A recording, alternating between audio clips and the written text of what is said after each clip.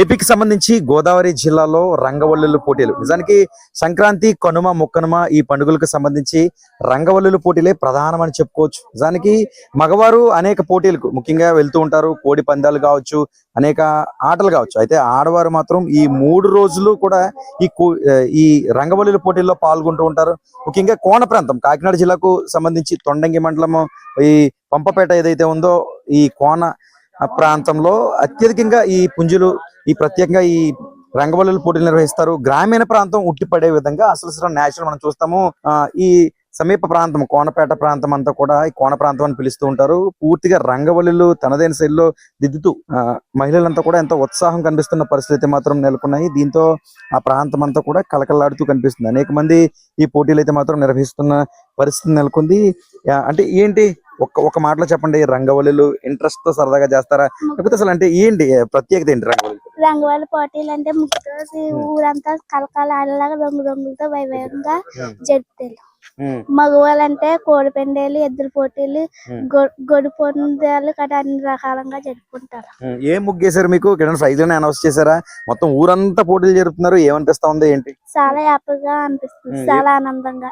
ఏం ముగ్గేశారు మీరు? నాకు పొంగలు జరిగినట్టు చెరుకు ముక్క గాలిపటంతో ఉన్నట్టుగా వేసే ముక్క. ఎంతమంది మొత్తం మీ ఊర్లో ఎంతమంది పోటీల్లో పాల్గొన్నారు? 55 మంది దాకా 55 మంది దాకా. ఎలాంటి ముగ్గులు వేసారు? అంటే మీ ఒకటే కాకుండా మీరు చూసిన ఎలాంటి ముగ్గులు? వాళ్ళకి ఇష్టంగా ఉంటే వాళ్ళకి నచ్చినంతగా ముగ్గులు వేసారు.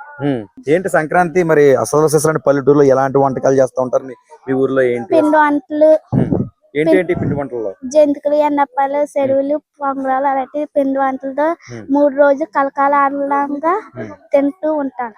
నిండు తెలుగుతనం ఉట్టిపడే విధంగా సాంప్రదాయ పద్ధతిలో ఈ రంగవల్లుల పోటీలు అనేవి కొనసాగుతున్న పరిస్థితి మాత్రం నెలకొంది. దీంతో ఈ ప్రాంతం అంతా కూడా పూర్తిగా రంగవల్లులతో కలకలాడుతున్న పరిస్థితి మాత్రం నెలకొందని చెప్పుకోవచ్చు.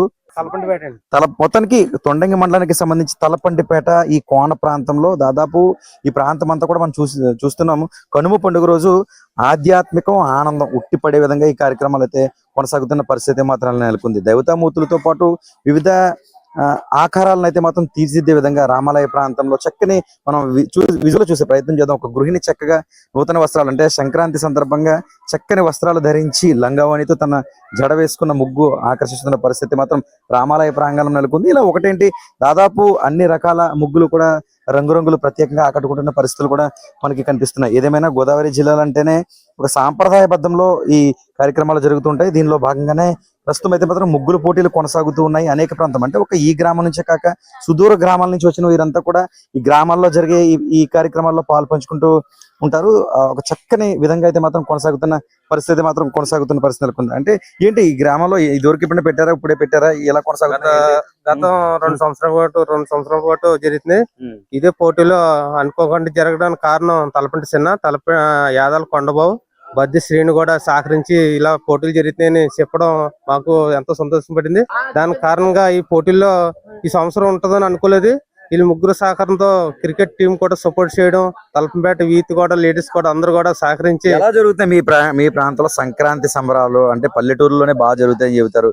ఎలాంటి వంటకాలు మీ ఊర్లో చేశారు? ఈ ముగ్గుల పోటీలతో పాటు ఏమేం జరుగుతూ ఉన్నాయి? సంక్రాంతి అంటేనే ఒక ఆనందంతో ఉంటుంది. లేడీస్ కానీ అల్లుళ్ళు కానీ సొంత ఒక మనవాళ్ళతో అందరితో నిండుగా ఆనందంగా ఒక రైతులు ఒక పంట పండించి ఇంటికి వచ్చి ఆ టైం నుంచి సాంప్రదాయం ఇప్పుడు ఒకటిగా కంటిన్యూగా అవుతుంది.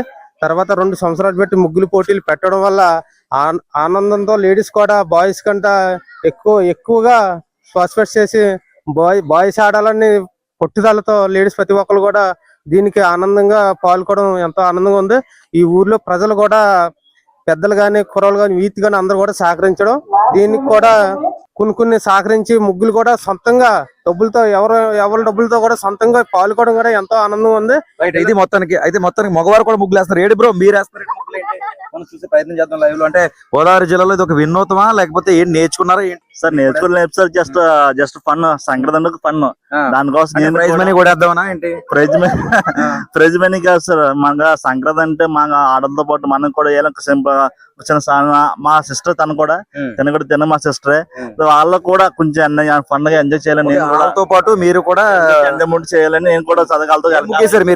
నేనైతే సంక్రాంతి ఫెస్టివల్ గా సంక్రాంతి మూమెంట్, కనుమ, భోగి కనుమ, భోగి ప్లస్ ఇంకా మనకు మకర సంక్రాంతి అన్ని డిజైన్ చేసి నీట్ గా ప్రజెంట్ చేసి ఒకటే స్టెప్ ఓ పక్క వ్యవసాయం వేసాము, ఓ పక్క సూర్యుడు బొమ్మ వేసాము, ఓ పక్క మన గంగిరెద్దు బొమ్మ కూడా వేసాము.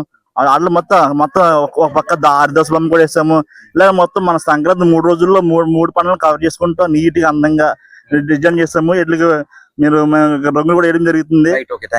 సంక్రాంతికి సంబంధించిందండి హరిదాసుడు, ఆవు, పాలు, కోడి పుంజు మొత్తం సంక్రాంతికి సంబంధించింది మా ముగ్గులో డిజైన్ చేస్తాం. ఎవరండి?